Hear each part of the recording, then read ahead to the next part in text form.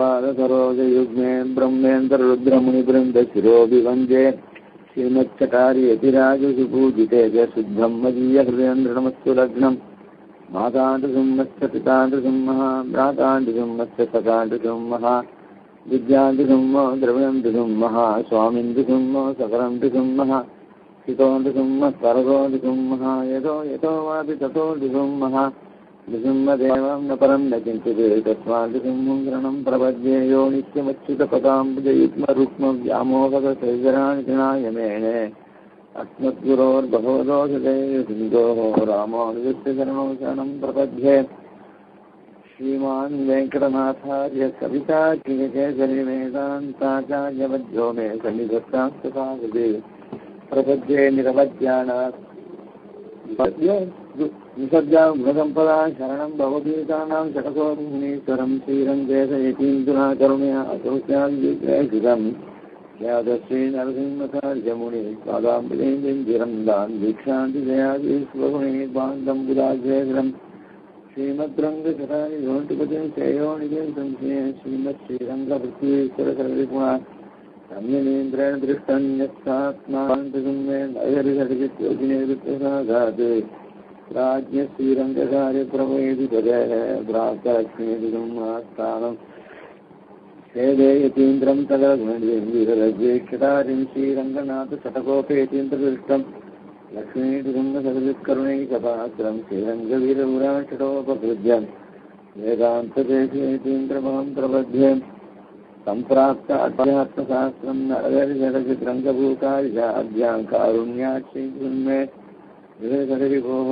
आत्मनिक्षेपधन्यं वेदान्ते भावदूतपुंसरङ्गपूर्वेण सूक्तं वाक्यं नारायणार्यं परमगमनव्याख्याख्यातमीडे श्रीमद्रङ्गचटारिसंयमिवराल्लब्धासमान्तद्वयं श्रीमद्गीरघूद्वहाद्यतडचित्पादारविन्दाश्रयम् श्रीमद्वेदवदं तदेशेते कारुण्यवीक्षास्पदं सेवे रङ्गधुरीणसाधनवदं नारायणं योगिनं श्रीमद्रङ्गशतारि योगिकरणनिष्ठात्मरक्षाफलं श्रीमद्रङ्गशतारीरघुराट् लब्धासमान्तद्वयम् ईर्ष्याडम्बद्वर्जितं सुवर्णैर्बान्धं महद्वं तुजं वन्दे वत्सविभूषणं बुधवरं श्रीकृष्णमार्यं सदा वेदान्तेषु यतीन्द्रकटाक्षलब्धत्रय्यन्तसारमनवद्य गुणगुदाजयं नारायणाद्यैर्वाविष्टं श्रीरङ्गनाथेश्वरमाश्रयामः कलयामि कलिद्वंसं कविलोकदिवाकरं नित्यगोविप्रकाशादिविद्यान्तमः வாழிபரகாலன் வாழி கலிகண்ணி வாழி குறைகளோர்வாழ்வேந்தன் வாழியரோமாயோனே வாழ்வழியால் மந்திரம் கொள்மங்கையர்கோன் உயோன் சுடர்மான வயல் நெஞ்சுக்கிருள்களை தெய்வமடங்கா நெடுந்தேவி நெஞ்சுக்கு நல்ல மங்குளம் தமிழ் நன்னூல் துறைகள் அஞ்சுக்கு இலக்கியம் ஆரணகாரம் பரகம் பஞ்சு கணரின் பொறி பரகாலன் பணுகள் வளையங்கள் கதியே ராமானுசமுனியே தங்கை எடுத்தாண்டு தவறாகா பொங்குகள் மங்கையர்கோ நீண்ட மறையாய் ரமணைத்தன் தங்குமணன் நீ எனக்குத்தான் கல்லெடுத்து கல்மாரி காத்தாய் என்றும் காமருபூம் கச்சூரகத்தாய் என்றும் வில்லெடுத்து நெய்கள் தோல் தோணிந்தாய் என்றும் வெக்காவில் துளபந்த வேந்தே என்றும் மல்லரத்து மல்லரை நட்டாய் என்றும் மாகி வீண்ட கைத்தலத்தன் மைந்தா என்னும் சொல்லெடுத்து தன்கிளையைச் சொல்லே என்று துணை முறைமேல் துளிசோரச் சோர்கின்றாளே. இந்த 13வது பாசத்தை அனுபவிச்சுன்னு வந்திருக்கோம். அதாவது சந்தியாவந்தனாதிகள் எப்படி நித்திய கர்மாவோ அதே மாதிரி அங்க அமெரிக்காவால் நீங்கள்லாம் இந்த உபதேசம், அதாவது ஐசிங்கர் உபன்யாசம், சன்னதி ஆராகிறது உபன்யாசம், இப்படி பல பேரோட உபன்யாசத்தை பிரதிதினம் அது ஓய்வே இருக்கோ இல்லையா தெரியாது, எப்படிதான் உங்களுக்கு அவகாசம் இருக்குன்னு தெரியல. இப்படி எல்லாத்தையும் அனுபவிக்கிற ரீதியில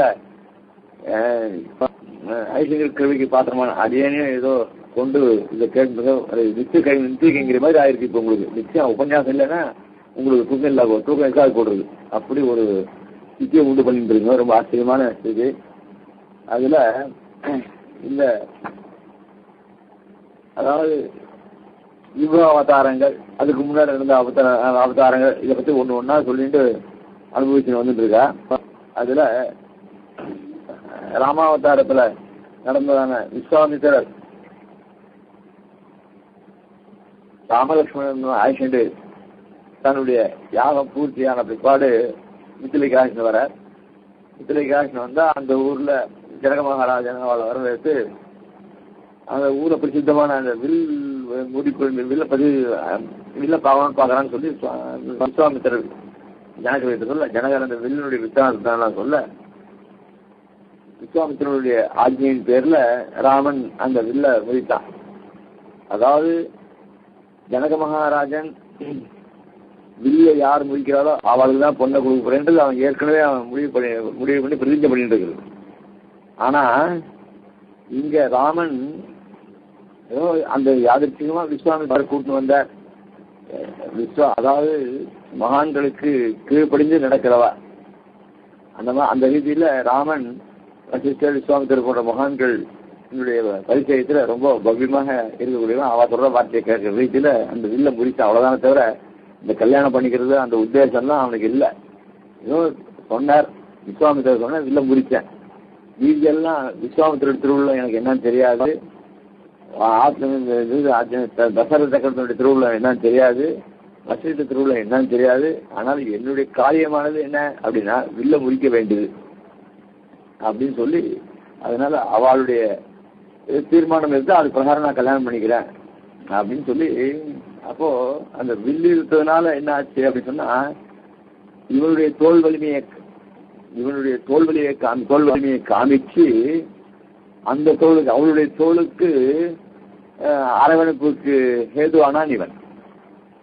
இவனுடைய தோல் வலிமையை கண்டு அவள் பூரிக்க அவளுடைய தோலில ஆனந்தப்படும்படியாக இவன் அனுபவித்தான் அப்படின்னு சொல்லி சொல்ற.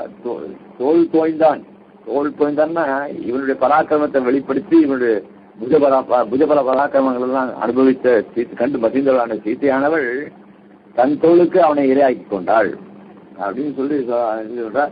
இதனால என்னாச்சு, அப்பேற்பட்ட சகல கல்யாண குணங்களை புரிந்தவனான ராமன் தோல் தோய்ந்தான் என்னும் விபூத்வம் ஏகாவயத்திலே அடங்கினபடி அல்லாத ஆதேவங்களும் ஆத்மகுணங்களும் தேவகுணங்களும் குமரி போயிருந்தத்தனை குமரி போமித்தனை ஆக ஒரு, அதாவது பராக்கிரமசாலியா இருக்கிறவன் அவனுக்கு அந்த புஜ பராக்கிரம் ஏற்ற மாதிரி நிச்சயமான காரியங்கள் இருக்கணும் அவனுக்கு. இவனுடைய ஆத்ம குணங்கள் எல்லாமே குமரி போயிருந்ததுன்னா ஒண்ணு சமயம் வரும்போது தன்னுடைய எப்படி வெளிப்படுத்துறது காமிச்சு எதிர்பார்க்கின்ற பொழுதுதான் இப்போ புஜகரம் வெளிப்பட்டது.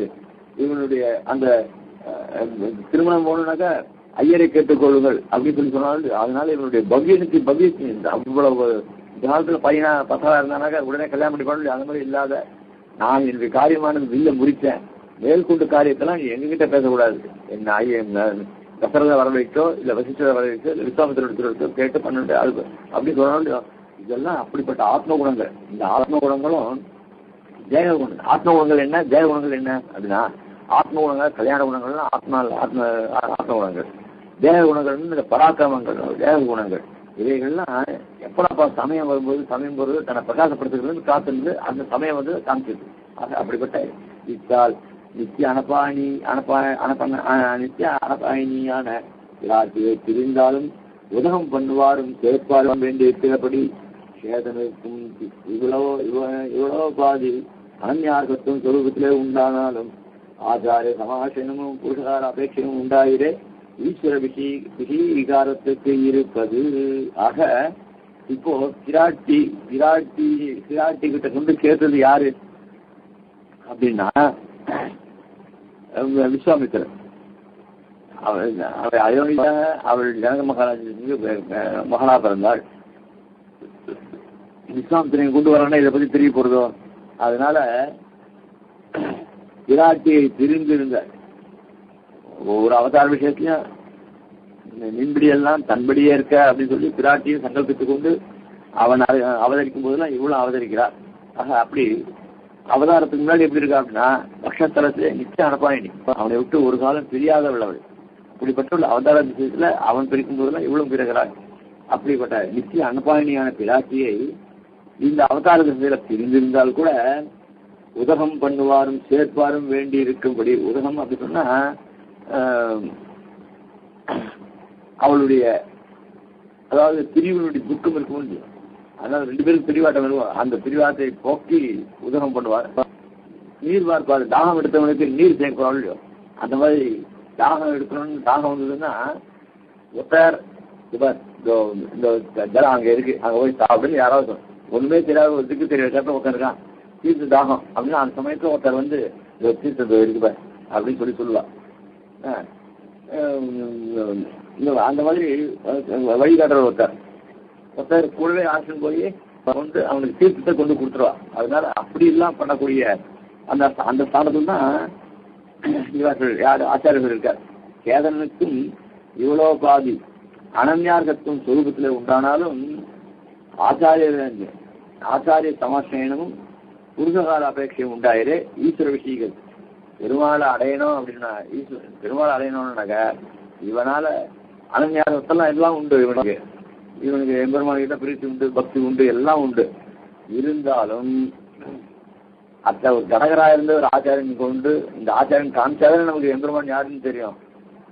இவன் புராணம் இப்போ ருக்மிணியானவள் புராண கதைகள்லாம் கேட்டு கேட்டு கண்ணனை பார்க்காட்டால் கூட கண்ணன் கிட்ட ஒரு பக்தி உண்டாச்சு.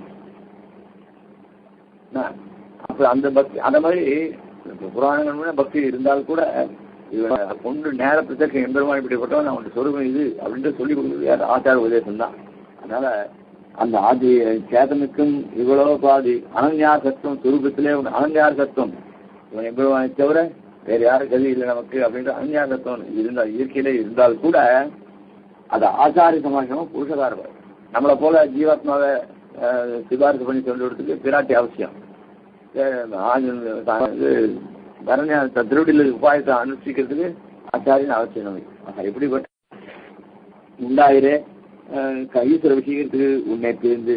அதனால அப்படி இருக்கிற உனக்கு விஸ்வாமித்தரை கொண்டு வந்து ராமனை வந்து உன் இடத்துக்கு சேர்த்து விட்டா, நீயும் வந்து அவனும் உன் அவன் தோல் காமிச்சு உன் தோல்ல அவனும் அனுபவிச்சான். அப்படி கடகரா இருக்க கூட எனக்கு தனியா உன்னை பிரிந்து தனியா இருப்பாருடைய ஆபத்தை போக்கின நீ என் தனிமையால் வந்து ஆபத்தை போக்காது ஒழிவதே. அப்படி சீத்தையானவர்கள் தனியா இருக்கு ராமனை கொண்டு அங்கு சேர்த்து விஸ்வாமித்திரர் மகர்களை சேர்த்து ஒரு சந்தர்ப்பத்தை உண்டாக்கி சேர்த்து வச்சாரோ இல்லையா, அந்த மாதிரி என்னுடைய தனியாட்டு போகிறதுக்கு யாரும் இல்லையே, என் தனியை வந்து ஆபத்தை போக்காது ஒழிவதே. அதனால எனக்கு நான் இப்ப தனிமையில இருந்து ஆபத்தை அனுபவிக்கின்றேனே, எனக்கு நீ உதவராக ஆகும்னு வாசிக்கிறார். அப்படிப்பட்ட வில்லிருத்து வில்லிருத்து தோல் தோய்ந்தா என்னும் வெக்காது தொழில் அகர்ந்த வேந்தே என்னும் முதல்ல கட்சி ஊரகத்தான்னு சொன்னான். இந்த ஊரன் தன்னில் இருக்கிற ஊரகந்த பெருமாளை சொன்னான். அதுக்கப்புறம் ராமாவதாரத்தை இருக்கா. இந்த ராமாவதாரத்தை ஒரு மைத்தியமா என்னன்னாக்கா, ராமாவதாரத்துல புராணங்கள் அந்த தலவிருத்தங்கள் சொல்லும்போது இப்போ மதுராந்தகத்தை எடுத்தா பெருமாள் அயோத்தியிலேருந்து திரும்பிச்சு புஷ்பமானத்துல இங்க இறங்கினான்னு சொல்லி அங்க ஐதீகம் பெருமாள் சீத்தை பெருமாளுடைய கையை பிடிச்சிருந்து இறங்குற மாதிரி அங்க எழுதிருக்கார் பெருமாள் முதல்ல எழுதிருக்கார். அந்த மாதிரி வெக்கான்றது ஏதோ தகாரி பெருமாள் தனதுக்கு வெக்கான்றது. அவர்தான் திரும்பி சொன்னவன்னு பேர் பெருமாள், அவருக்கு பேரு ஏதோ தகாரி. அந்த மாதிரி இந்த உத்தமர் சுவாமி ஏதோ ஜனக மகாராஜனையும் பெருமாளையும் எதோர்த்தகாரின்னு சொல்ற. எதோர்த்தகாரின்னா என்ன, அதாவது காரியத்தை சொன்னபடி செய்து, அதாவது நினைச்சபடி செய்து காரியத்தை செய்துவார்கள் அப்படின்னார். என்ன நினைச்சபடி செய்தான்னா, ஜனக மகாராஜாவானவன் வில்லம் முறித்தால்தான் பொண்ணை கொடுப்பேன்னு சொன்னான். அது மாதிரி வில்லம் முடிச்சோடனே பொண்ணை கொடுத்துட்டார். அவர் எதோர்த்தகாரி ஆனார். ராமன் என்ன பண்ணார் அப்படின்னு சொன்னா, வில் எனக்கு வந்து வில் முடிக்கிறது மட்டும்தான் எனக்கு காரியம், அதுக்கு மேல பெரியவாள் வந்து பார்த்து கல்யாணம் பண்ணிக்கிறேன், நான் கல்யாணம் பண்ணிக்கிறேன். அதனால பெரியவாளுடைய இது சொல்றதான் கேட்டு நடக்கிறதுனால இவன் எதோர்த்தகாரி அப்படி சொல்லி அங்க வியாக்கியானம் பண்ற. அப்படிப்பட்ட ராமன் இங்க பிராட்டி சகிதமாக ஏதோ வெக்காவில வந்து சயனிச்சுட்டு இருக்காராம். வெக்காவனுடைய புராணத்தை எடுக்கும்போது அசீரி மகாத்மியத்துல பிரம்மா யாகம் பண்ணான். அஸ்வமேத யாகம் பிரம்மா யாகம் பண்ணச்சு பிரம்மாவுக்கும் சரஸ்வதிக்கும் கொஞ்சம் ஊழல். அதனால பெருமாள் என்ன பண்ண தனியா பிரம்மா தனியா வந்த ஊர்வலம் சொல்லி இங்க யாகத்தை பண்ணார். அப்ப யாகத்தை பண்ணும்போது இவனுடைய யாகத்தை தடுப்பதற்காக என்ன பண்ற, வெக்கால வேகமா சரஸ்வதியான வெள்ளத்தை பெருக முடியா பண்ணிட்டு வரா. அப்போ பெருமாள் அந்த ஒரு அணை மாதிரி படுத்துக்கிறார் சயின்ஸ் இருக்க. அந்த வெக்காவல சயின்ஸ் அது அனைவரும் எதுக்கு இது பண்ற அப்படின்னா உத்தமசம் எழுதியிருக்க. சரஸ்வதிக்கு எப்பவுமே பிராட்டியை பிரிஞ்சு, அதாவது புருஷனும் பொண்ணும் பிரிஞ்சிருக்க கூடாது அப்படின்றது உணர்த்துவதற்காக தான் பிராட்டியோட வெக்காவில எழுதிருக்கிறது. அதை சரஸ்வதிக்கு உணர்த்துவதற்காக தான் பெருமாளங்க அப்படி எழுதிருக்க அப்படின்னு சொல்லி உத்தமசம் வியாக்கியானம் பண்றார். அப்படி இங்க ஆனா பெரிய தமிழ் எல்லாம் என்ன பண்ற, பெருமாள் கல்யாணம் பண்ணிட்டு அந்த பாணிக்கிரகம் வந்து இங்க வந்து இந்த இடத்துல பெருமாள் அந்த பாணிக்கிரகம் பண்ணி இங்க சேவை சாய்கிறேன்னு சொல்லி மங்களாசாசனம் பண்றா. அப்படிப்பட்ட வெக்காவில் துயிலமர்ந்த வேந்தே என்னும் வேந்தே அப்படி சொன்னா ஏன்னா ராஜகுமாரன் தான் வேந்தேன்னு சொல்ல முடியும். ஆக சாட்சா சக்கரத்திற்கு தானே வேந்தே. ஆக ராஜகுமாரன் வந்து கிடக்கிறான் என்று பிரச்சபிச்சை பண்ணலாம்படியாருக்கு திருவிக்காவில் நாயனார் வளர்ந்தருளும்படி. நாயனார்னா அந்த கேத்திர அதிபத்திற்கு நாயனார்னு பேரு. அப்படிப்பட்ட நாயனார் கண் வளர்ந்து சைனத்திற்குளத்துல அங்க இருக்க. இருவரும் சேர்ந்த பேச்சிலே அனுபவிக்க ஆசைப்பட்டு அது கிடையாது நோவுகிற எனக்கு அச்சேர்த்திக்கு என்ன சங்கதி உண்டு. ஒரு பிரம்மாவை அனுகிரகம் பண்றதுக்காக நீ அங்க வந்து திவ்ய தண்டதிகளாக சேவை சாதிக்கிற வெக்காவில. அதுல புராணாதிகள்ல வந்து பிராட்டி கல்யாணம் பண்ணிட்டு பாணிக்கிரகத்தோட சேவை சாதிக்கிறேன்னு சொல்றார். இப்படி நீங்க ரெண்டு பேருமா வந்து ஒரு சேர்ச்சியில ஏகாந்தமான ஸ்தலத்துல, அதுவும் ஆறெல்லாம் இருக்கிறது ஏகாந்தம். இந்த ஆற்றுத்திடல்ல யார் வருவார், ஆற்றுத்திடல் பீச்சில் காத்து வாங்க போறோம் இல்லையோ, அந்த மாதிரி ஆற்றுத்திடல்ல பெருமாளும் பிராட்டியும் அங்க வந்து சைனிஸ்ட் ஏகாந்தத்தை சைனிஸ்ட் அனுபவிக்கணும்னு ஆசைப்படுறதையே அந்த அனுபவிக்க ஆசைப்படுறது அது அந்த அந்த அந்த ஆசைக்கு தானே நானும் நோவுப்படுறேன். ஒன்னோட சேரணுன்றதான் நான் ஆசைப்படுறேன். அந்த நோவுப்படுற எனக்கு அந்த சேர்க்கையினுடைய சந்ததி கிடையாதா அப்படின்னு அந்த பெருமாள் அந்த சைனிஸ்ட் பெருமாளை பிரார்த்திக்கிறா அவள். இந்த பரகால நாயகியானவர்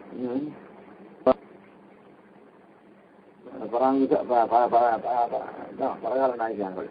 ஆக மல்லடத்தை இத்தியாதி 400 முத்திகளை நிர்வகிக்கிற போது பிரதமத்தை அவர்கள் மிடிக்கை எழுத்து பின்னையாயிற்று அவரை நிரசித்தது. அடுத்த விற்த்தாந்தம் கிருஷ்ணனுடைய விற்த்தாந்தத்துக்கு வர. கிருஷ்ணனுடைய விற்த்தாந்தம் ரொம்ப ஆச்சரியமான விற்த்தாந்தம். கம்சனானவன் எப்படியாவது கிருஷ்ணனை வதம் பண்ணணும், என்ன பண்றது அப்படின்னா சரி ஒரு விழாவை இங்க ஏற்படுத்தி அந்த விழாவுக்கு அவனை வரவைக்காக ஏற்பாடு பண்ணுவோம் அப்படின்னு. அப்போ அவர் ஆசீர்வாதத்துக்கு யாரை அனுப்புறது?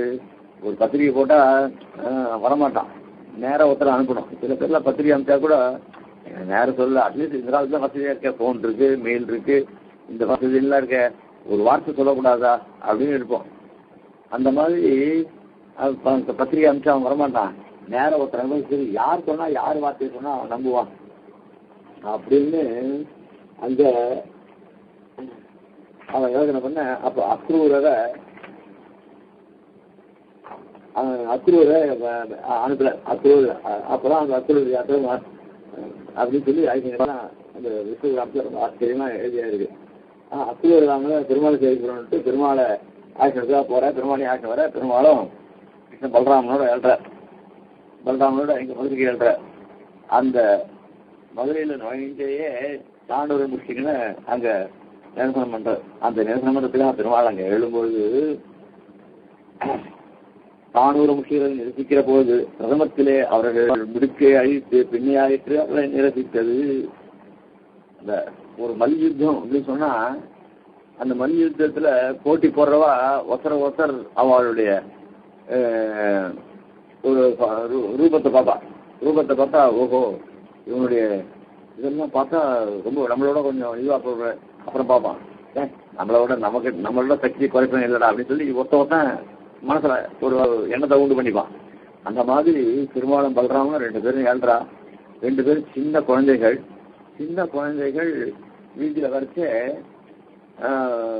அந்த தவறு விஷயம்லாம் இதை விட ரொம்ப ஆகிருதிகள்லாம் உடைய, ரொம்ப பருத்த தோள்கள் அப்படிலாம் உடையவனா இருக்கான். அது மல்யுத்தம் எப்படி இருக்கணும் அந்த லட்சணத்துல இருக்கான். இவர்களும் சின்ன குழந்தைகள், இவர்களை பார்த்தா மல்யுத்தம் பண்ற மாதிரி தெரியல. இது மாலாக்காரன் அக்கிரகத்துல வந்து புஷ்பத்தையும் இந்த வண்ணாண்ட இதுல வந்து நல்ல வஸ்திரத்தையும் இப்படிலாம் உடுத்துட்டு அவெல்லாம் மிடுக்கா வரதை பார்த்த உடனே இதெல்லாம் இதனால என்ன பண்ண முடியும் அப்படின்னு ஒரு பக்கத்துல இருந்தாலும் அவளுடைய ரூப சௌந்தரியத்தை திருமணி அழகை சேவிச்ச உடனேயே இவாளுக்கு மனசுல ஏதோ உண்டு பண்ணிட்டு. ஆனா அவன் புஜபலக்க பராக்கரம்லாம் இல்ல, அவள் திருமேனி சேவிச்ச உடனேயே இவாளுக்கு பாதி மனசுல ஓஹோ என்னடா இது சின்ன பையனா இருக்கானே, இவங்களாலேயே நம்ம போறது அப்படின்னு, அதாவது இவனை நமக்கு ஜெயிச்சுள்ளாமே தோணல, இவனால நமக்கு ஏதாவது ஆபத்து ஏற்படுமோ அப்படின்னு பிரதமத்திலேயே இவளுக்கு பயம் வந்துருச்சு. முதல்லயே பயம் வந்துருச்சுன்னா வேலை செய்ய மாட்டோம். ஒரு பரீட்சைக்கு போறவன் தைரியமா போனோம், பயந்துட்டே போனாக்க தப்பா எழுதிட்டு வந்துடுவான். அதனால முதல்ல பயம் வந்துருச்சு இவாளுக்கு. அதான் சாகிற 400 முஷ்டிகளை நிரசிக்கிற போது பிரதமத்திலே அவர்கள் மிடுக்கை அழித்து பின்னையாயிற்று அவர்களை நிரசித்தது. அவர்கள் மிடுக்கு என்ன அப்படின்னா அவள்லாம் நம்பிட்டு இருக்கிறது என்ன, அந்த மல்லர்கள்லாம் நம்பிட்டு இருக்கிறது என்னன்னா அவர்களுடைய புஜபலக்கர பராகம் தான். பார்த்தா என்னுடைய மசில்ஸ் எல்லாம் எப்படி இருக்கு பார், என்னை யாரும் முடிக்கணும் அப்படி இருந்தான். அப்படிப்பட்டவர்களுடைய மனசை அப்படி கம்பீரமா இருந்தாலும் இவளை பார்த்த உடனே அந்த கம்பீரமே போயிடுது. அந்த கம்பீரம் எப்படி பாண்டவ யுத்தத்துல அந்த சக்க துணி கேட்ட உடனே கௌரவர்களுக்கு ஒரு மனசுல பீதி உண்டாயிடுத்து. அப்பவே கிருஷ்ணன் சொல்ற, அவளை நான் எப்பயோ அவளுடைய பிராணனை வாங்கியாச்சு, நீ வந்து வியாஜம்தான் அவனுக்கு அவளை யுத்தத்துல அம்பி எழுதி ஜெயிக்கிறத தவிர அவள் பிராணெல்லாம் நான் எப்பயோ எடுத்தாச்சுன்னு சாகிறேன், அதனால நீ அவளை கொலை பண்றேன்னு நீ நினைச்சுக்க வேண்டாம் அப்படின்னு சொல்லி உபதேசம் பண்றாரு. அந்த ரீதியில இவாளுடைய மிடுக்கை இவாளை சேவிச்ச உடனே போயிடுது. பெருமாள் திருமணி சேவிச்ச உடனே இவாளுக்கு மிடுக்கை போயிடுச்சு. பெருமாள் இருக்கு யார் கம்பீரமா நிக்க முடியும்? மிடுக்கை அழித்து இன்னையாயிற்று அவளை நினைத்தது அப்படின்னா அவளுடைய ரூப சௌந்தரியங்கள்லாம் எப்படி இருந்திருக்கு அதுதான் சொல்ற. மிருத்ய மத்தியே யதா சிங்கோ கர்வலீலா அலோகினோ பிரவிஷ்டோ மகாரங்கம் பலபத்ர ஜனார்தனோ மிருகமத்தியே யதா சிங்கோ. மிருகம்னாக்க இங்கெல்லாம் வந்து இங்க மான் கூட்டத்தான் மிருகம்ன்றது. மிருகமத்தியே மான் குட்டிகள்லாம் மான்கள்லாம் நிறைஞ்சிருக்கிற இடம். மானே ஒரு அழகு, அதனுடைய கண்ணும் ரொம்ப அழகு. அது வந்து அப்படிப்பட்ட கண் வந்து எப்ப பார்த்தாலும் மிரள மாதிரியே இருக்கும். அதாவது ஒரு மனுஷனோட கூட பயந்து ஓடிவிடும். அந்த மாதிரி பயந்த சுபாவம் உடையது மான். அந்த மான்கள் இந்த அந்த சிம்மம் வந்துருச்சுன்னா என்ன ஆகும் அப்படின்னா, சிம்மத்துக்கு எப்பவுமே அது ஒரு சுபாவம் உண்டு. தன்னை காட்டிலும் அழகு யாரும் கிடையாது, தன்னை காட்டிலும் பராக்கிரம் உடையது யாருன்றது அது கர்வம் அதுக்கு உண்டு. ஆக அது ஒரு எடுப்பா ஒரு பார்வை பார்க்கும். இந்த கர்வமா இருக்க அவருடைய பார்வையை பார்த்தான்னாக்க அதுனா தனக்கு ஈடு யாரும் இல்லாத மாதிரி இருக்கும். அப்படிப்பட்ட அந்த கர்வத்துடைய தன்மை இருந்தது அந்த சிம்மத்துக்கு. அந்த கர்வம் அப்படியே வந்து பார்க்கறதுலேயே அந்த மான்கள்லாம் என்ன ஆகும், அப்படியே பயந்து மிரளும். அப்படி மான் கூட்டத்தை அந்த விளையாட்டா அது கர்வத்துல இருக்கிற விளையாட்டா பார்க்கிறது. மான்கள் போல மிருதுவான சுபாவமா இருக்கிறது பயப்படுது. அப்போ இங்க யாரு அப்படின்னா இவ பிராமண திருமேனி விஷயமா சுகுமாரன் சொல்லலாம். அதே சமயத்துல பராக்கிரமத்துல சிம்மத்தை போல சொல்லலாம். ரெண்டு திஷ்டாந்தமே இங்க ஒட்டும். இருந்தால் கூட இங்க யுவாவா இருந்தால் கூட இவர்களை பார்க்கும்போது அவர்களுக்கு சிம்ம சொப்பனமா இருக்கு. யாரு? மல்லர்களுக்கு. ஆக மல்லர்கள் நிரண்டதுனால அவர்களை மான் போல அவர்கள் ரொம்ப கரடமுடான சுபாவத்தை உடையவர்கள். மானோ ரொம்ப மிருதுவான சுபாவத்தை உடையது. ஆனா ஒரே ஒரு திருஷ்டாந்தத்தை மாத்திரம் இங்க எடுத்துக்கிறார். எதுக்குன்னாக்க மான் எப்படி கண்டா பயப்படுமோ அந்த பயப்படுமான கண்கள் உடையது, அந்த மாதிரி இந்த பராக்கிரம் சிம்மத்த மாதிரி பராக்கிரம் உடையவர்கள் கிருஷ்ண பலராமாதிகள். அதனால அந்த அவர்களோ நேர பார்க்கும்போது, ஆனா பிரத்யட்சத்தை பார்க்கும்போது பராக்கிரம உடையவர்கள் யாருன்னா மல்லர்கள். இவர்கள் சின்ன சிறுவர்கள் விவரம். அப்படி இருக்கும்போது திருஷ்டாந்தம் ஒட்டுமா அப்படின்னு சொன்னா சிம்மகதி, எங்க சிம்மகதி யாருக்கு? பெருமாளுக்கு தானே. ஆனால் அப்படிப்பட்ட சிம்மகதியை உடையவர்களான இவர்கள் வரும்போது சின்ன பால்யமா இருந்தால் கூட அந்த சிம்மகதி உடையவர்கள் அந்த எம்பெருமானை பார்த்த உடனே அவர்களுக்கு சிம்ம மாதிரி தோணுது. அந்த சிம்மமா தோணியதுனால அவருடைய சுபாவமானது மான போல மிரளக்கூடிய சுபாவம் ஆகிப்போச்சு. ஆக ஒரு எப்படி ஒரு மான்கள் திரள்ல சிம்மமானது கர்வத்தோட பார்க்கும்போது பார்க்கிறாரோ அந்த மாதிரி அந்த வில் மேடைக்கு விழா மேடைக்கு இவர்கள் வந்தானது இந்த பாசுரத்துல இந்த விஷ்ணு புராணத்துக்கு ஸ்லோகம் அது. அதான் இங்க எடுக்கிற. ஆக பலராமனும் கிருஷ்ணனும் அங்க நுழைந்ததனுடைய ஒரு அழகை வர்ணிக்கிறார் இந்த ஸ்லோகத்தால. என்கிறபடியே மிருக மத்திய யதா சிம்ஹௌ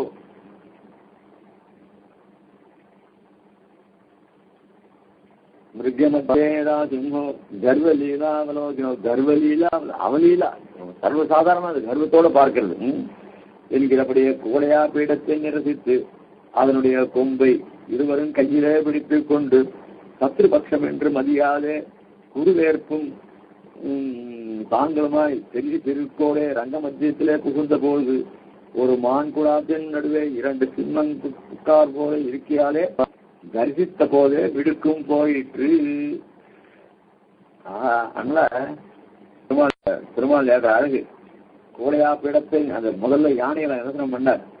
ஊர் வயசுலேயே அந்த யானை மதத்தை உண்டு பண்ணி அது மூலியமா பண்ணணும்னு பார்த்தார். ஆனா பெருமாள் என்ன பண்ணார், அந்த 2 யானை நிரசனம் பண்ணது மட்டும் இல்ல, அதோட கொம்ப அது தந்தங்கள், அந்த தந்தங்கள் 2த்தையும் அப்ப சில தந்தங்கள் 2 தந்தம். ஆனா இந்த கூடையாப்பட நாட்டுக்கு 4 தந்தங்கள், ஒவ்வொரு பக்கத்துக்கு 2 தந்தங்கள். ஆக இவருக்கு 2 தந்தம் தோல்ல, அங்க அவருக்கு 2 தந்தம், 4 தந்தங்கள் 4 தந்தங்களையும் தோல்ல வச்சுட்டு எங்க போறது, எங்க ராக இவருக்கு அபிமத்தமா இருக்கும் அந்த ஊர்ல யாருமே கிடையாது, எல்லாம் ராட்சசம் அங்க. அவனுக்கு அவன் அதிகம் தான் இருக்கிற ஜனங்கள், இவருக்கு யாரு இது பண்ணப்படா. அதான் எல்லாருக்கும் இந்த மாதிரி குழந்தைகள் இந்த ஊர்ல வர்றது இந்த என்ன ஆபத்து ஏற்படுறது அவளுக்கு ஒரு மனசுல ஒரு ஆத்தங்கம் ஏற்பட்டது. அப்படிப்பட்ட சத்ருபக்ஷம் என்று மதியாதே கையில் அப்படின்னு அந்த ராஜா அந்த 2 குமாரன் கிருஷ்ணன் பலராமனும் நாம போறது சத்ரு ஊராச்சே அப்படின்னு பயமே கிடையாது. என்ன குருவேற்பும் தாங்களுமாய் பெரிய செருக்கோடே 2 பேருமா ஒரு குருவேற்கும் அப்படின்னு சொன்னா அந்த அவளுடைய பார்வை இருக்கே அது குருன்னு இருக்கும். அந்த குருவேற்பு தாங்க பெரிய செருக்கோட ரங்கம் கர்வத்தோட. ஏன்னா அப்படி காமிச்சாதான் அது சத்துருக்கு முதல்ல ஒரு பராட்டவமா இருந்தா எல்லாரும் கவர் பண்ணலாம். அவங்ககிட்ட உண்மையிலே வித்வத் இருக்கணுன்ற அவசியம் இல்லை. இந்த பலாட்டம் இருந்தாலே நம்மளோட பெரியவனா இருப்பாங்க அப்படின்னு எங்கேயாவது அசமஞ்சமா கையை பிசிஞ்சுட்டு அப்படி ஓரமா நின்றானாக்கா அவனை யாரும் மதிக்க மாட்டான். ஆக ஒரு பட்டாட்ட போகணும். அந்த மாதிரி ஒரு மான் கூட தாங்களுமாய் பெரிய செருக்கோட, அது செருக்கு தான், அது பெரிய செருக்கு அப்படின்னா அவ்வளவு பெரிய அந்த காம்பீரியம் சொல்ற. அந்த காம்பீரியத்தோட ரங்க மத்தியத்திலே புகுந்த போது ஒரு மான் குடாத்தின் நடுவே 2 சிம்மம் புக்கார் போல இருக்கையாலே தரிசித்த போது மிருகமத்திய ஏதா சிம்மம் கர்வலீலா அவலோகினம். அந்த கர்வலீலா அவலோகனம் அதான் அந்த பெரிய செருக்கு. அந்த கர்வலீலா அவலோகனம் அதுதான் பெரிய செருக்குன்னு சொல்றாரு. அப்படிப்பட்ட அந்த சிம்மமானது இந்த ஸ்ரீபாஷ்யத்தெல்லாம் சாதிக்கும் போது சிம்மா போன, அதாவது சிம்மா அவலோகன நாயன்னு சொல்லுவாங்க. இந்த சிம்மமானது என்ன பண்ணுமா, கடந்தே போகுமா, நடந்து போயிட்டு திரும்பி பார்க்குமா, தான் போட்ட பாட்டையில யாராவது வர முடியுமா, வரமா அப்படி பார்க்குமா. அதனால சிம்மம் போன வழியில யாருமே போக மாட்டாலாம்.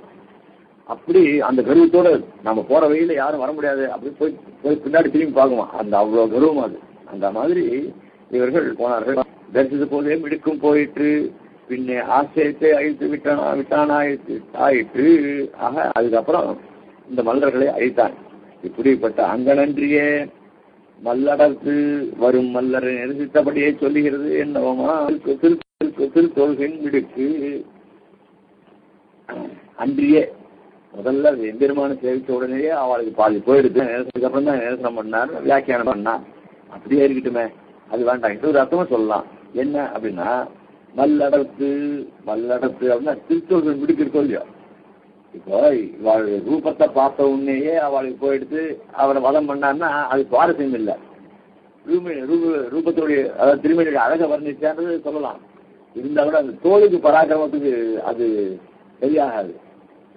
புத பராக்கிரமத்திலே அது நேரடியாக சண்டை போட்டு அதை ஜெயித்தாதான் இவன் பராக்கிரம உடையவன் அப்படின்னு சொல்ல முடியாது. வெறுமை தன் ரூபத்தை அழகத்தை காமிச்சு ஓஹோ இது ஒரு ட்ரிக்கு, இது ஒரு சாமர்த்தியம் போட்டுருங்க, அதனால இவங்கிட்ட புத பராக்கிரமம் இல்லை, வெறுமை அழகை காமிச்சு அவனை வளம் பண்ணான்னு அந்த பேர் வரக்கூடாது இல்லையோ. அதுக்காக மல்லடத்து வரும் மல்லரை நிரசித்தபடி சொல்லுகிறது என்னமா. அதனால வாஸ்தவத்திலேயே ஆபத்து இருந்தா கூட அந்த ஆபத்தை எதிர்கொண்டு தன்னுடைய புஜபல பராக்கிரமத்தாலே திருத்தோளின் முடிக்கு நான் குமரிலிருந்து போமித்தனையோ என் தினவுசீர விஷயம் காட்ட வேண்டும். இந்த தோள்கள்லாம் என்ன பண்றதுதான், இந்த ராஜாக்கள்லாம் இந்த போர் ஆயுதங்கள் நிறைந்த ஒரு பெட்டகம் இருக்கும், அதாவது ரூம் இருக்கும். அந்த ரூம்ல சண்டை இல்லைன்னா அந்த ஆயுதங்களுக்கு வேலை கிடையாது. சண்டை அந்த ஆயுதங்கள் இருக்குன்னாக்கா அதுக்கு ஒரு சண்டை போடணும் இல்லையோ. அந்த அதே மாதிரி இந்த தோள்கள் இருக்க, இந்த தோள்கள் பராக்கிரமம் என்ன சொல்றதா பெருமாள்கிட்ட, நீ இவ்வளவு புதிய கபல பராக்கிரமம் செஞ்சுக்க, எனக்கு ஏதாவது சந்தர்ப்பம் கூட நீ உன்னுடைய அழகை காமிச்சு நீ எல்லாரையும் இது பண்ணிட்டு இருக்க, திட்டின்னு இருக்க, அவளை இது பண்ணிட்டு இருக்க. இந்த தோள்களுக்கு தினம் எடுக்கிறது. இந்த சுவாமி விஜயகுலம் பெரிய சுவாமி பரவத பங்கம் எழுதினதுக்கு கடைசியில் ஒரு ஸ்லோகத்தில் எழுத கை தனவு எடுத்ததன் பலனாக இந்த வியாக்கியானமாக அமைந்தது அப்படின்னு. அதாவது ஆச்சாரியன் நடக்கிறதுனால ஏதோ ஒரு வியாஜம் எல்லாமே இந்த கையில் வரல் நீட்டுறது மறைக்கிறது எல்லாமே அவன் நதினு தானே. அந்த மாதிரி ஏதோ பெருமாள் என்னுடைய கரங்கள்ல கண்டுபிட முடியா பண்ணி அத்த வியாஜமாக கொண்டு இந்த கிரந்தத்தை பூர்த்தி கொண்டான்னு எழுதிருக்க. அந்த மாதிரி இந்த தோள்கள்லாம் என்ன பண்றதுன்னா, நான் விரும்பி இருக்கிறேன், நான் விரும்பினேன், எங்களுக்கு ஏதாவது காரியம் கொடுக்கூடாதா, அதுதான் சாதிக்கிறேன். நான் அந்த தோள்களின் விடுக்கு நான் குமரிலிருந்து போமித்தனையோ, நான் இப்ப எனக்கு காரியமே இல்லாத வேலையே எத்தனை நாள் காரியம் இல்லாத வருது. 40,000 ரூபாய் சம்பளம் கொடுத்துட்டு நீ அவனை வேலை இல்லாம உட்காருனாக்கா என்ன சார் இது, அப்பாயின்மெண்ட் பண்ணிட்டு எனக்கு வேலையே கொடுக்காரு ஒரு அதாவது உண்மையா இருக்கணும் நினைக்க நீல் தானே. நமக்கு என்னடா வேலை கொடுக்கறது கொடுக்காடா போறது, 40,000 ரூபாய் கொடுக்குறானே விரும்ப உட்காண்டானே நம்ம படத்து தூங்கிட்டானே அப்படின்னு இருப்பான். வேற உண்மையான இருக்கிறவனாக்கா வேறு ஏதாவது வேலை கொடுங்க சார், இவ்வளவு ரூபாய் சம்பளம் தாங்க அப்படின்னு சொல்லுவான். அந்த மாதிரி இந்த திருத்தோளுடைய புஜத்தை பார்க்கறது பெருமாள்கிட்ட கேட்கறதான், இப்படி பராக்கிரமம் இருக்க எனக்கு வேலை கொடுத்தாதானே இதை இல்லைன்னா இது அப்படியே குமரி மழுகி போயிடும் போடுங்க, எனக்கு வேலை கொடுன்னு கேட்டுதான். அதுக்குதான் என் தினவு தீர விஷயம் காட்ட வேணும். அதனால என் தினவு அடங்க நான் ஏதாவது காரியம் பண்ணி ஆகணும், அதனால எனக்கு ஏதாவது வாய்ப்பை கொண்டு கேட்டுதான். அதுதான் பெருமாள் மலரை அடவத்தார் அப்படி என்ன நெருக்க விஷயம் காட்டி கொடுத்தபடி. அது கேட்ட உடனே பெருமாள் இந்த உனக்கு சீனி இந்த மலர்களை நீ அழி அப்படின்னு சொல்லி அதை பண்ணார் அப்படின்னு சொல்லி சொல்கிறார். ஆக அவர்களுடைய மல்லடத்து மல்லரையன் தட்டா என்றும் அன்று இத்தியாதி அன்றும் இன்றும் போலே காணும் ஆபத்துள்ளது. சிவசுதேவரும் தேவகி விராட்டியும் பிறந்தவன்று கண்டுவிட்டோம், சமாப்தி வேலையிலாகிலும் பிள்ளை முகத்திலே வீக்க வல்லோமோ என்று ஆபன்னராய் கிடந்த அவர்கள் ஆபத்து தன்னாபத்துக்கு நிதர்சனமாய் இருக்கையாலே அன்று என்கிறாள். அதாவது பெருமாள் அவதரித்தவுடனே காராகிரம் தான் பெருமாள் அவதரிச்சார். அன்றைக்கு அவதரிக்கையே பெருமாள் சதுர்புஜனோட அவதரிச்சார். ஆனா இவா இருக்கிறது கம்சனுடைய காராகிரகத்துல. கம்சன் ஒவ்வொரு குழந்தையும் பிறக்கும் பொழுதும் அத சம்ஹாரம் பண்ணிட்டு இருக்கான். குழந்தை பிறந்திருக்கு, இது சதுபுஜத்தோட பிறந்திருக்கு, அதி விலட்சணமான குழந்தை பரம தேஜத்தோட பிறந்திருக்கு. தாங்களே ஆபத்துல மாட்டின்னு இருக்கா, இந்த குழந்தைக்கும் ஆபத்து வரலாமா? அதனால என்ன பண்ணா, பெருமாள் போறதுக்கு ஒரு க்ஷணம் இருக்குது கூட அவங்க பொறுக்கல, ஏன்னா ஆபத்து வந்துடுமோன்னுட்டு. அதனால ஸ்ரீ வசுதேவரும் தேவகி பிராட்டியும் பிறந்தவன்று கண்டுவிட்டோம். அன்று அட்டாய், அன்றுனா அன்றுனா என்ன அப்படின்னு ஏதோ ஒரு காலத்து சொல்றியோ அப்படின்னு தான் சுவாமி இங்க பெரிய விஷயம் உள்ள வியாக்கியானத்துல அன்று அன்றும் இன்றும் போலே காணும் ஆபத்து உள்ளது. ஆபத்துன்னு பெருமாளுக்கு பிறக்கச்சேயே ஆபத்து தான். என்ன வளர்ந்தும் ஆபத்து, சிறு வயசுலயும் ஆபத்து. என்னைக்கு ஆபத்து இல்லா பெருமாள் இருந்தார்? பிறந்த உடனே கம்சன் வளம் பண்ணிடுவானோன்னு பயம். அதனால தன்னாபத்தும் தானே பிறருக்கு வரும். அதனால என்ன பண்ணார், சிறந்தவன்று கண்டு விட்டோம், சமாப்தி வேலையிலாலும் பிள்ளை முகத்தில் விழிக்க வல்லோமே. அவளுக்கு அப்ப தோணித்தான், குழந்தை ஐயோ போயிட போறது. ஒரு குழந்தை பிறந்ததுன்னா எங்கேயாவது சந்தோஷம், குழந்தை முகத்தை பார்த்து சந்தோஷிக்கிற ஒரு தன்மை இல்லை அவளுக்கு. அவங்க பிறந்த உடனே அவங்ககிட்ட கொண்டு போடணும், ஐயோ இந்த குழந்தை போயிட போறதுன்னு தோணும். அந்த ரீதியிலே இந்த குழந்தை பிறந்த உடனே ஐயோ இதுவும் போயிட போறது, இதை இதுவாது நமக்கு தங்கி நமக்கு வயசான காலத்துல இப்ப இல்லாட்டா கூட சரி, இன்னைக்கு பின்காலத்தாவது சேவை கொடுக்க முடியும். அதுக்காக என்ன பண்ணா, நீ இந்த சதுர்பூஜை எல்லாம் மறைச்சுக்கோ அப்படின்னு பிரார்த்திக்கிறா தேவகி.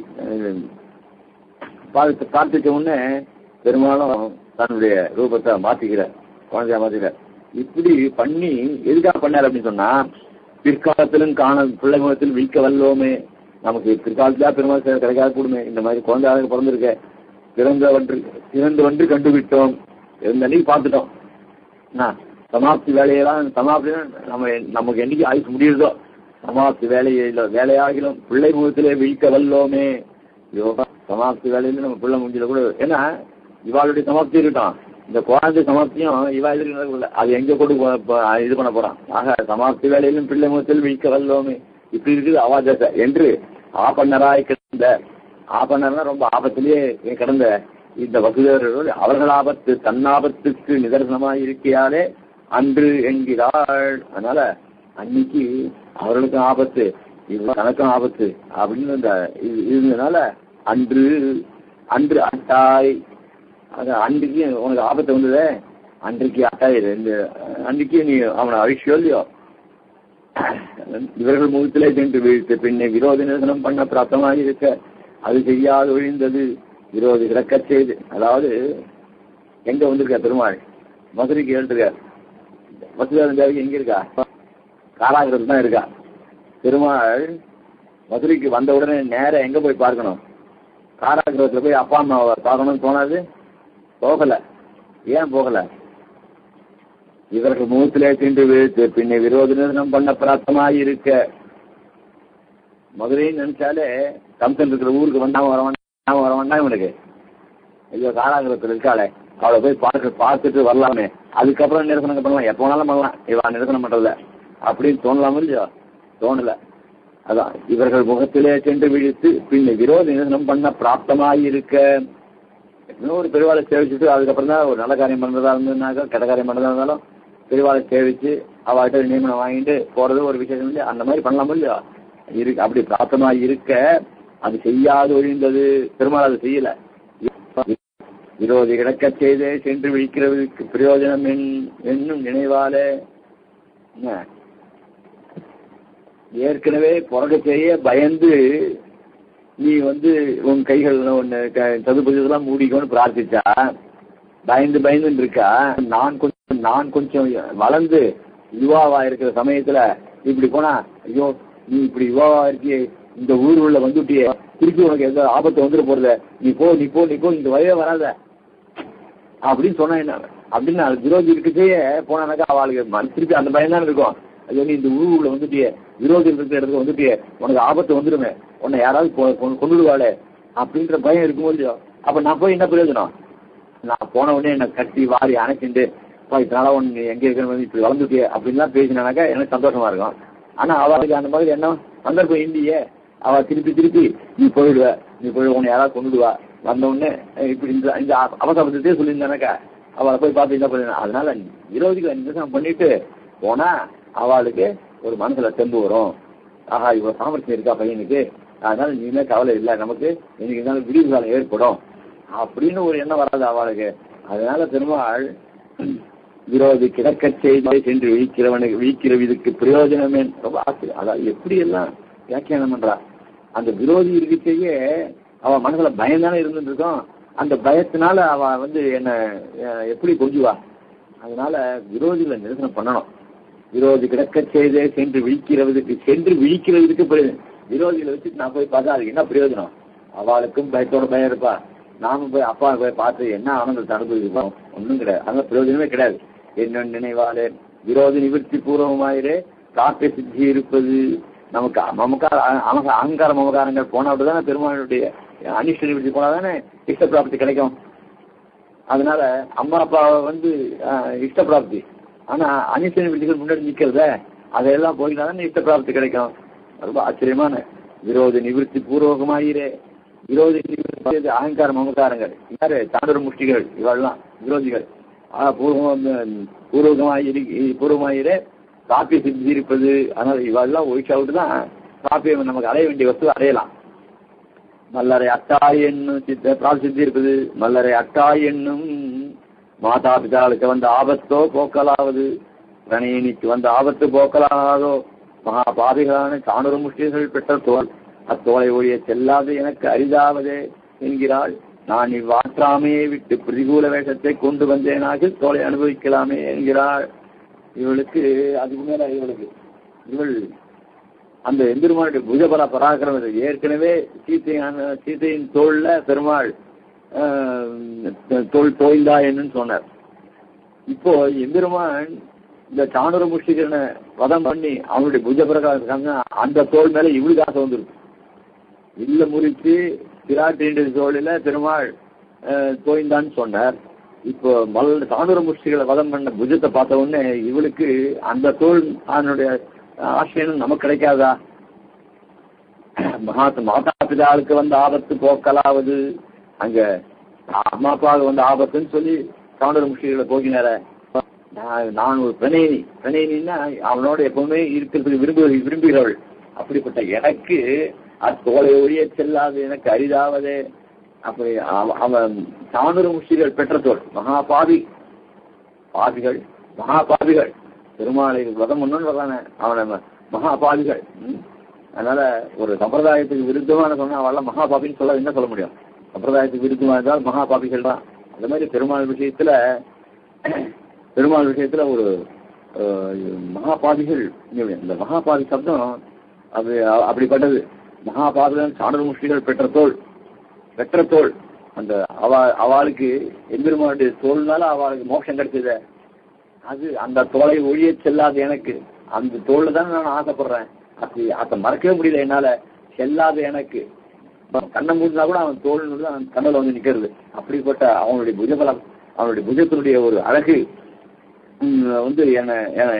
என்னால கண் மூடி கூட தாழ முடியலையே என்கிறாள். நான் இவ்வாற்றான். அப்போ சரி, இவ்வளவு நாள் பெருமாள்கிட்ட பக்தி இருந்து ஒரு பிரயோஜனம் இல்லையே, பிரதிகூலனா இருந்தா ஒருவேளை பெருமாள் அனுகிரகம் பண்ணுவானோ. அதனால்தான் நம்ம சம்பிரதாயத்தில் சில பசங்கள் இன்னும் என்ன பெருமாளாவது இது ஆச்சாரம் அப்படின்னு சிலது இருக்கு. அதெல்லாம் பெருமாளினுடைய இது விஷயம் தெரியாம எழுதுருக்கு. அதனால நான் பிரதிகூல வேஷத்தை பொண்ணு அப்படியாவது பெருமாள் வரானா பார்ப்போம் அப்படின்னு சொல்லி பிரதிகூல வேஷத்தை கொண்டு வந்தேனாகில் தோலை அனுபவிக்கலாமே. எப்படி ஒரு இவ்வளவு பக்தி இருக்கிறவளுக்கு அந்த மாதிரி கிரூரமான எண்ணம் வரலாமா? பிரதிகூல வேஷத்தை கொண்டு போகலாமா? அப்படின்னா எப்படி இருந்தாலும் இந்த நிலையில பெருமாள் காப்பாற்றட்டும் அப்படின்னு இல்லாம பிரதிகூல வேஷத்தை கொண்டு வந்தா அவனுக்கு தோலை அனுபவிக்கலாம். அவ்வளவு தோற அவளுக்கு. அதனால தப்பு இல்லை. அது பிரதிகூலத்தை கொண்டு வந்தாலும் என்ன பெருமாள் கேட்கச்சேயே துவாரபாலருக்கு சாபம் கேட்டே, உனக்கு நீண்ட ஜென்மம் வேணுமா இல்ல 3 ஜென்மத்துல முடிச்சுட்டு எங்கிட்ட வரதுக்கு அது வேணுமா? ஒரு போல உன்னை விட்டு ரொம்ப நாள் நான் பிரிஞ்சிருக்க முடியாது, எனக்கு 3 ஜென்மத்துல இந்த சாபம் நீங்க வேணா போறோம் அப்படின்னு சொல்லி அதுக்காக தான் 3 ஜென்மத்திலயும் 3 அவதாரத்திலயும் இப்படி பண்ணான்றது கதை போறது இல்லையா? அந்த மாதிரி அவளே கூட எம்பெருமானத்தை ரொம்ப நாள் பிரிஞ்சிக்க முடியல. போறோம் 3 ஜென்மத்திலேயாவது கொண்டு வந்தா போறோம். என்ன 1000 ஜென்மங்கள், நிறைய ஜென்மங்கள் இருக்கு. ஜென்மத்தை கூட கணக்காக அந்த மாதிரி ஜென்மத்தில் எங்கேயாவது சாப்பிட்டு தள்ளி விட்டுட்டு பெருமாள் அடைய முடியலன்னாக்கா, ஆனால் 3 ஜென்மத்தில் உனக்கு எதிரியா இருந்து நான் சீக்கிரம் வந்துடணும் அப்படின்னு சொன்னான். அப்படிப்பட்டது பரமபதத்தில் ஒரு காவல் காலனா இருக்குன்னா அது எவ்வளவு பெரிய கொடுத்து வைக்கணும். அதனால நீ பல ஜென்மங்கள் என்னுடைய பக்தனா இருந்து நீ என்ன பிரிஞ்சிருக்கியா, இல்ல 3 ஜென்மங்கள்ல பாப்பியா இருந்து என்ன நீ அடையிறதுக்கு ஆசைப்படுற அப்படின்னு. நான் பாப்பியா இருந்தாலும் இருந்துட்டு போறேன். எனக்கு 3 ஜென்மத்துல என்ன பக்தனா இருந்து 1000 ஜென்மம் நான் வந்து பூலோகத்துல இருக்கிறத விட உன்னை பிரிஞ்சு இருக்கிறத விட பாப்பியா இருந்து 3 ஜென்மத்துல உடனே சாபம் முடிஞ்ச உடனே உங்ககிட்ட வரலாமோ இல்லையோ அப்படின்னு அவ காலத்தில் அந்த மாதிரி என்னுடைய ஆற்றாமையை விட்டு பிரதிகூல வேஷத்தை கொண்டு வந்தேனாய்கள் தோலையானி. இந்த பிரதிகூல வேஷத்தை கொண்டு வந்தேனாங்கன்னா அந்த ராவண விபீஷணன், சிசுபாலன் தண்டரைக்கிறன், அதே மாதிரி எங்க கம்சன், இரண்டியருக்கு இரண்யாட்சன், இவா இந்த 3 வருஷத்துல தான் இல்லையா அந்த மாதிரி இது. அதனால பிரதிகூல வேஷத்தை அப்படின்னு சொன்ன அவன் என்கிறாள். அதுக்கு மேல ஆச்சரியமான பெருமானுடைய புத்தாந்த வெக்காவில் மா கீண்ட கைதலத்தன் மைந்தா என்னும். அடுத்ததாக பெருமாள் கேசி வதத்தை பற்றி, அதாவது பெருமாள் திருக்குறள் கற்றை என்னுடைய அழகை தொடர்ந்து கேசின்றது. அது இல்லை, கேசின்னு அசுரனை கொண்டதுனால கேசின்னு பேர் வந்ததுன்னு சொல்லல. அந்த மாதிரி பஞ்சாப் மாக்கீண்ட கைத்தலத்து என் மைந்தா வெண்ணும். மாக்கீண்ட 5 லட்சம் குடியில் பெண்களுக்கு தன்னை அனுபவிக்க வருகிற வன்னிய மறுத்து கொடுத்தபடியே சொல்லுகிறது. இங்க நிச்சயம் கோபஸ்திரிகள் பெருமான அனுபவிக்கிறதுக்குன்னே ஏகாந்தமான இடம் உண்டு. அந்த இடத்துல அது காடுகள் மரங்கள் நிறைந்து இது. அந்த ஒரு மரத்துல ஒரு அசுரனானவன் அசுரத்தன்மையோட கூட ஒரு மரம் அங்க இருந்துச்சு. அந்த அதாவது குதிரை வண்டி மரத்தை கொண்டு வந்து அவன் அந்த மரத்துல புந்துட்டான். அப்படிப்பட்ட அந்த மரத்துல அவள் வரும்போது கோபத்திற்கு சில ஆபத்தை உண்டு பண்ணான். ஆனா டக்குனு மரமாயிடுவான். இது எல்லாமே மரமா இருக்கே, இது தெரியலையே அப்படின்னு சொல்லி பெருமாள் அப்புறம் அங்க வந்து அந்த மரத்தை விலட்சணமான ஒரு மரத்தை கண்டுபிடிச்சு அந்த மரத்தை அப்புறம் அது கேசி உருவமா வந்தது, அதை வதம் பண்ணான்னு சொல்ற. அப்படிப்பட்ட 5 பஞ்சகுடி லட்சம் பெண்கள் அவர்களெல்லாம் யாரு? கிருஷ்ணனுக்கிட்டே பக்தி உடையவர்கள். அவர்களுக்கு ஆபத்து வர்றத அந்த 5 லட்சம் குடியில பெண்ணை காப்பாத்தினார இவள் ஒத்தியை காப்பாற்ற முடியலையா? திஷ்டாந்தங்கள்லாம் ரொம்ப ஆச்சரியமான திஷ்டாந்தங்கள். 5 லட்சம் குடியிரு பெண்களுக்கு தன்னை அனுபவிக்க வருகிற வழியில் உண்டான வன்னிய மரத்து அந்த அந்த வன்னிய மரங்கள் அந்த மரத்தினுடைய கொடுத்தபடியே சொல்கிறது. கம்ச பிரேரிதனாய் வந்து கேசி இவனுடைய பருவத்தையும் சௌகுமாரத்தையும் கண்டு இவன் ஒரு பொருளோ எடுத்து விழுகிறோம் என்று வாயை திறந்து கொண்டு வர சிறு பிள்ளைகள் துவாரம் கண்டவிடத்தில் கையை நீட்ட கிளவர்களாயிரே இருப்பது. அதனாலே கையை நீட்டினான் ரட்சகனுடைய கையாகையாலே ரட்ச தர்மம் பெற்றவாறே வளர்ந்து கொடுத்தது. வெள்ளரி பழம் விரித்தார் போல விரிந்து கிடந்தான் இத்தனை என்கை. ஆக இந்த கேசியானவன் முதல்ல அந்த மரத்தை வன்னிய மரத்தை கொடுத்தபடி சொன்னது அது ஒரு விருத்தாந்தம். ஆனா கம்சனால அனுப்பப்பட்ட அந்த கேசி என்ன பண்ணா, இது குழந்தை தானே, இதுவும் ரொம்ப மிருதுத்தன்மை உடையது, இது ஒரு பொருளா நமக்கு இது ரொம்ப சுவாரஸ்யம் அப்படின்னு சொல்லி தன்னுடைய வாயை பொளந்து வந்தான். வாயை பொளந்து வந்தா பெருமாள் என்ன பண்ணார், அது இது ரொம்ப சிறுபிள் இந்த குழந்தைகள்லாம் ஏதாவது இந்த போற வழியில தந்து கிந்து எல்லாம் பார்த்துட்டுனா அது உள்ள ஒரு குச்சி விட்டுணும், இல்ல தன் கையை விடும், இப்படி எல்லாம் சேஷ்டிதங்க பண்ணும். அதனால குழந்தைகள் துவாரம் கண்ட விடங்கிறதுல கையை நீட்ட கலவர்களாயிலே இருப்பது. போயிட்டே இருப்பா குழந்தைகளை பீச் ஆக்கிட்டே இருப்பா. அப்பாப்பா இப்போ வரம்பா அது அந்த மனம் கிட்ட ஏதோ தந்துமா இருக்கு, டே போகாதா, அதெல்லாம் கை வைக்காதா, அது நண்டு இருக்குண்டா அப்படின்னு சொல்லுவா. அது மலையாதுன்னு போய் பக்கம் விஷப்பரிச்சை பண்ணுவோம். அந்த மாதிரி பெருமாள் கையை விட்டாராம். அது வாயை திறந்த உடனே வாரங்கண்ட விடத்திலே கையை நீட்ட கடவுளாயிலே இருப்பது அத்தாலே கையை நீட்டினான். சாதாரணமா கையை நீட்டினான்னு சொல்ல முடியும். அந்த திருப்பிள்ளையினுடைய தன்மையை அங்க விவரிக்கிறது தான் எவ்வளவு அனுபவிச்சிருப்பார் வியாக்கியாதாக்கள். அத்தாலே கையை நீட்டினான்னு சொல்றதுக்கு ஒரு காரணம் சொல்லி ஆகணும். அது பிள்ளைகளுடைய ஒரு தன்மை. அந்த மாதிரி ரட்சகருடைய கையாலேயே ரட்சண தர்மம் பெற்றவாறே வளர்ந்து கொடுத்தது. அதாவது பூத்தனையானவள் எம்பெருமானுக்கு தன்னுடைய ஸ்தனங்கள் எம்பெருமானுக்கே உபயோகப்படட்டும் அப்படின்னு நினைச்சு அவன் வந்த எண்ணம் வேற, அவனை வதம் பண்ணோன்னு தான் வந்தா. இருந்தாலும் அந்த அவளுடைய ஸ்தனங்கள் யாருக்கு உபயோகப்படட்டும்னா பெருமாளுக்கு உபயோகப்படட்டும்னு நினைச்சு அவள் இல்லையோ. ஏன் அதனால உடனே அந்த ஸ்தனத்தை அவன் பருகிற மாதிரி பருகி அவளுக்கு மோட்சத்தை கொடுத்தான். அந்த மாதிரி இவன் வாயை பிளந்து பெருமாள் கிட்ட வந்தா பெருமாள் பார்த்தார். ரட்சகன் தானே அவன். அவன் இப்போ ஒருத்தர் கைராசி தொட்டதெல்லாம் வழங்குன்னு சொல்லுவாள் இல்லையோ. அந்த மாதிரி ரட்சண தர்மத்தையே குறையவன். எதிரிகளா இருந்தால் கூட தன்னை தேடி வந்தான்னாக்க அவனை ரட்சிக்கிறது தான் பெருமாளுடைய இயற்கை. அந்த ரட்சண தர்மத்தினால இந்த பெருமாளுடைய கை வளர்ந்துதான். திருவிக்கிரம காலத்துல எப்படி வளர்ந்ததோ அந்த மாதிரி இந்த அதனுடைய வாயோ சின்னது, கையை விட்ட உடனே கை வளர்ந்து போச்சு. அவன் வாயினுடைய சந்த உடனே கை வளர்ந்து போன உடனே வாய் இன்னும் போச்சு. அது எங்க வெள்ளரி பழம் விரிந்தார் போல விரிந்து கிடந்தான் இத்தனை என் கை. சாதாரணமா கையை விட்டான். அவன் பெருமாளை சம்ஹாரம் பண்ணோம் முழுங்கணும்னு பார்த்தான். இது சின்ன குழந்தைகள் தானே. அதுவும் வெள்ளரி பழம் போல சுபாவமா வெள்ளரி பழத்தை கையாலே முறிச்சு விடலாம். பூசணிக்காயை கையால முடிக்க முடியுமா? முடியாது.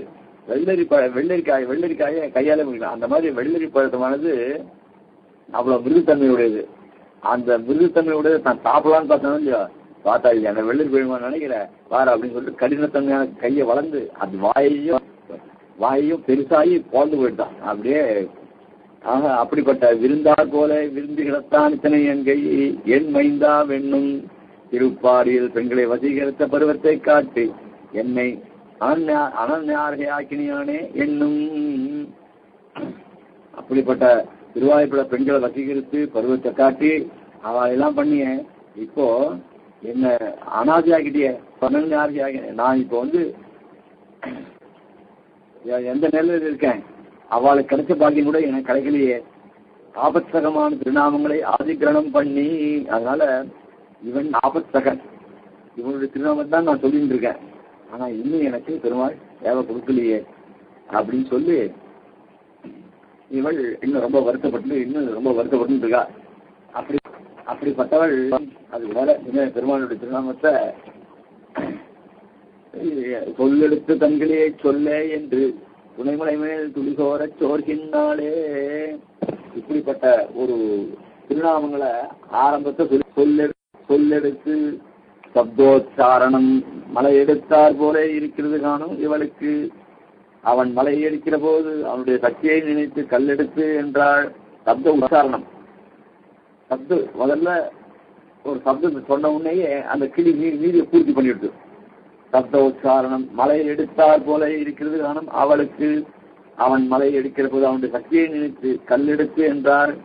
தன் அளவிலே வந்தவாறே வாய்விடு கேட்கும் சக்தியற்றிருந்தபடியே தன் கிளியை சொல்லெடுத்து. ஏன் ஒரு வார்த்தையை எடுத்தா மொத்தமா சொல்லக்கூடாது அப்படின்னா அவனால் முடியலையே.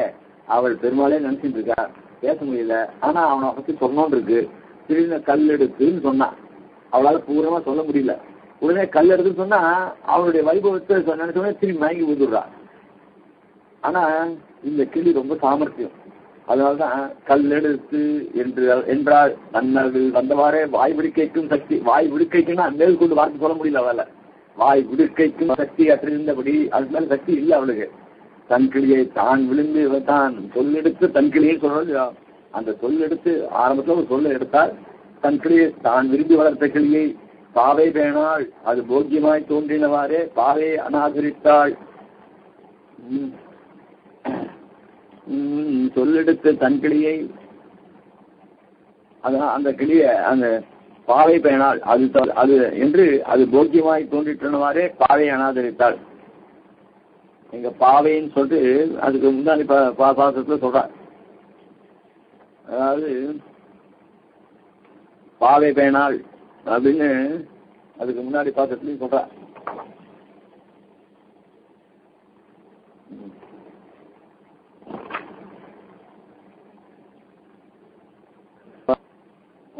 பட்டுடுக்கும் அயர்ந்திறங்கும் பாவை பயனால் அப்படின்னு சொல்லி பாவையை சொல்லிட்டு அந்த பாவ சப்தத்தை போடுறா.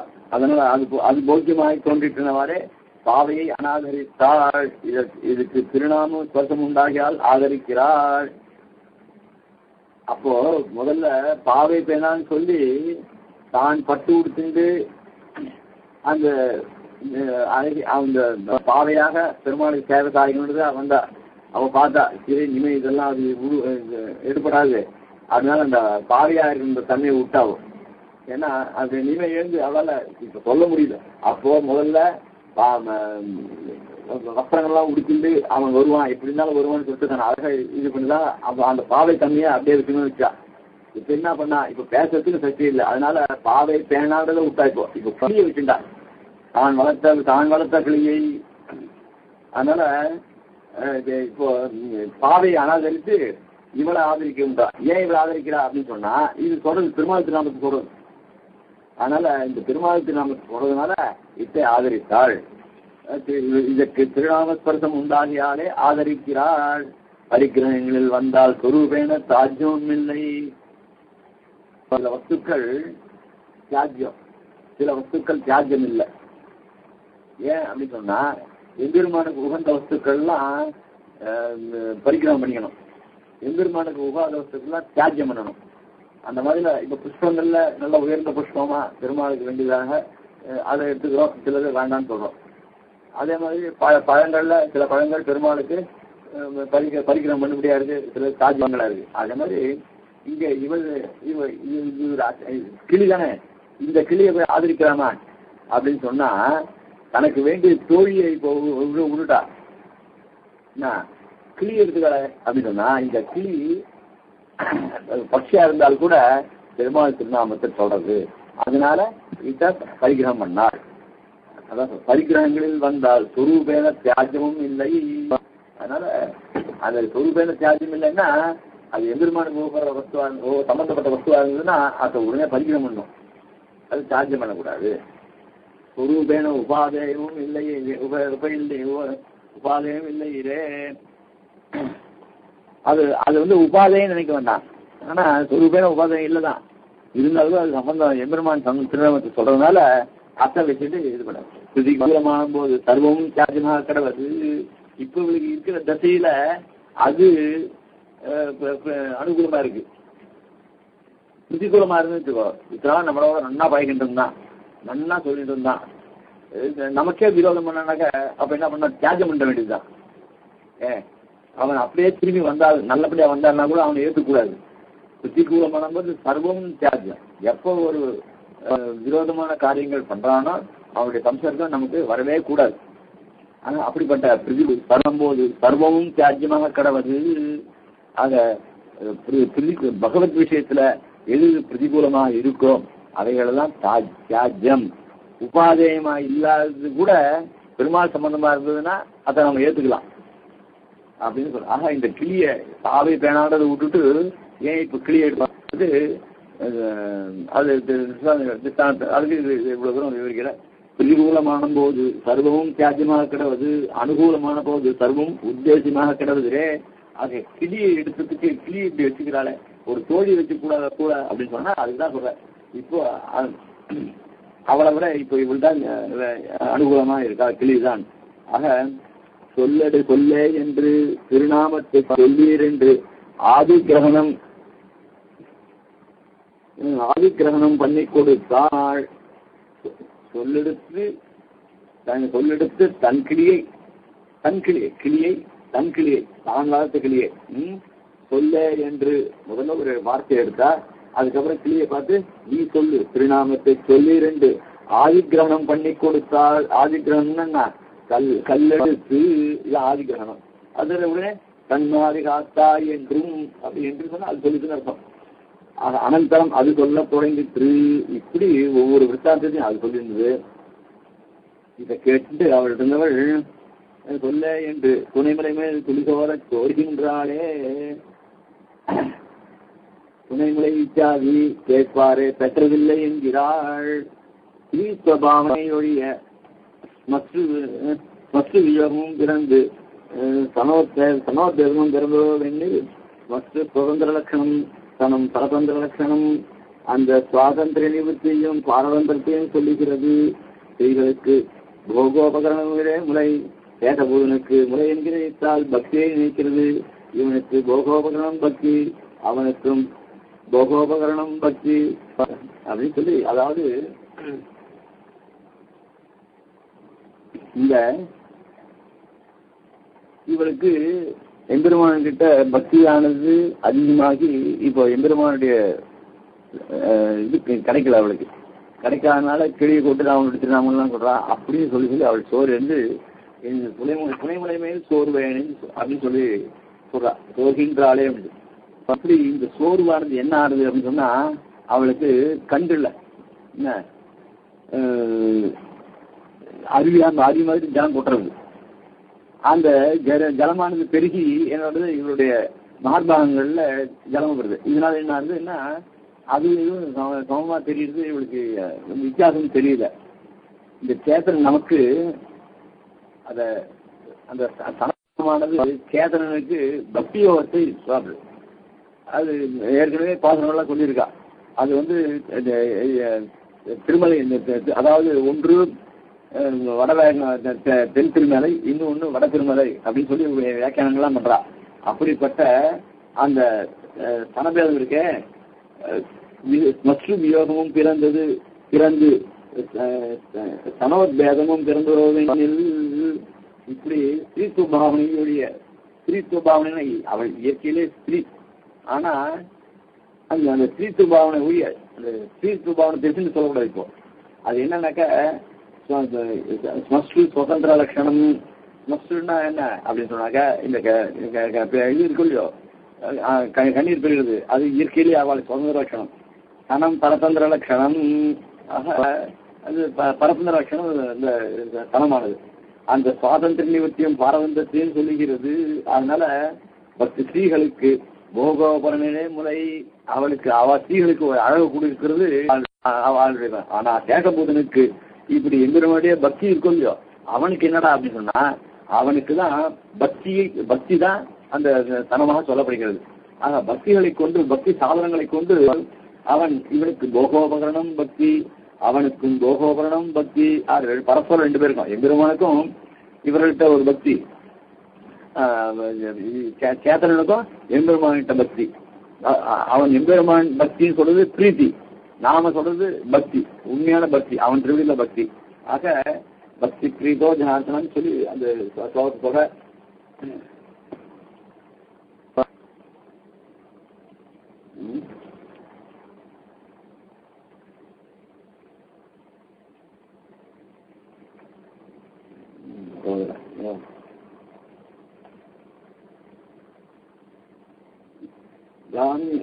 ग्रामीता मत संसारे नराना कर्मदुर्गमे वलंबनो खेदो भक्ति क्रीदो जनार्दन.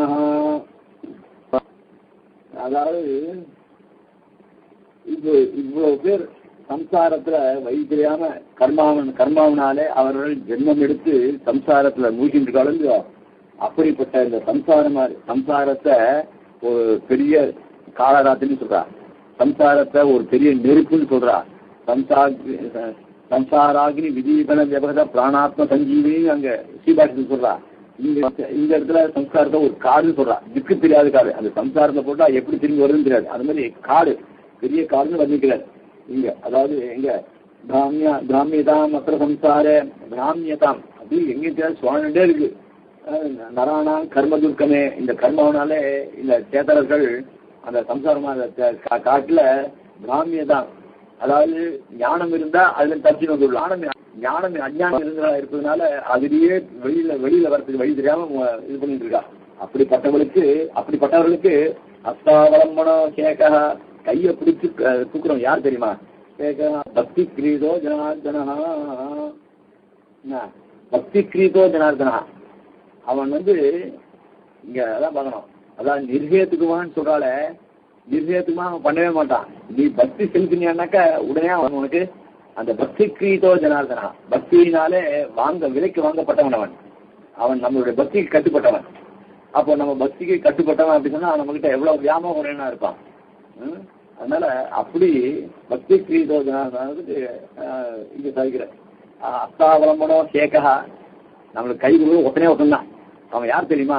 பக்தி கிரீதோ ஜனார்தனா, பக்தியினாலே வாங்கப்பட்டவன். ஒன்றைக்கு அவன் அவ்வளவு அடிமை அப்படின்னு ரொம்ப ஆச்சரியமா சாதிக்கிற. அப்படிப்பட்ட அதனால இங்க பக்தியை பிரதானமா சொல்லி அந்த பக்தி யோகம் பண்றவனுக்கு உபகரணங்கள் எதிரா அப்படின்னா ஸ்தானங்கள் தான். பக்தி தான் ஸ்தானங்கள் ஸ்தானத்தில் இருக்கு. அப்படிப்பட்ட இதுல அப்படிப்பட்ட பக்தி உடையவள் இவள் அப்படின்றது சொல்ற. மீதிய அடுத்த வாரம் அமாவாசை. அவனுக்கு அடுத்த வாரம் இந்த சதசு முடிஞ்சாவட்டு வச்சுக்கலாம். அதாவது சதசு முடிஞ்சாவட்டு 31ஆம் தேதி வச்சுக்கலாம். 31ஆம் தேதி வச்சுக்கலாம். ஆனா 31ஆம் தேதி உங்களுக்கு ஆச்சாரிய டேவா இருக்குமோ? 30 ஆச்சாரிய டே. அதனால அதுல உங்களுக்கு காரியமா இருக்கும். அதனால அதுக்கப்புறம் தான் வச்சுக்கணும். செப்டம்பர் 2ஆம் தேதி இன்னொரு கண்ணு ஆபரேஷன் பண்ணணும்னு இருக்கேன். அதனால அதுக்கப்புறம் நான் தெரியப்படுத்துறேன். ஸ்ரீமத் ரங்க சடாரி சன்னிவரால் லப்தாரமான் சத்வயம் ஸ்ரீமத் வீரபூத்வாத் பாதாரவிந்தாசியம் ஸ்ரீமத் வேதுவதம் சுதேசியதே காருண்ய தீட்சா சதம் சேவே ரங்ககுரீன சாசனசம் நாராயணம் யோகினம் வேதாந்த தேசேந்திரகடாட்சரமணவத்யகுணம் புதாகிரியம் நாராயணாதிருவாபித்தம் ஸ்ரீ ரங்கநாதே ஜெய ரமாஸ்யாம ஸ்ரீமதே ஸ்ரீலட்சுமி ஸ்ரீமதிக பாதுகாதேவ சிவன் திரோக ஸ்ரீ நாராயணஜீந்திர மகாதேசிகாய நம. ஸ்ரீமதே சிவன் திரோக ஸ்ரீ ரங்கநாதேந்திர மகாதேசிகாய நம.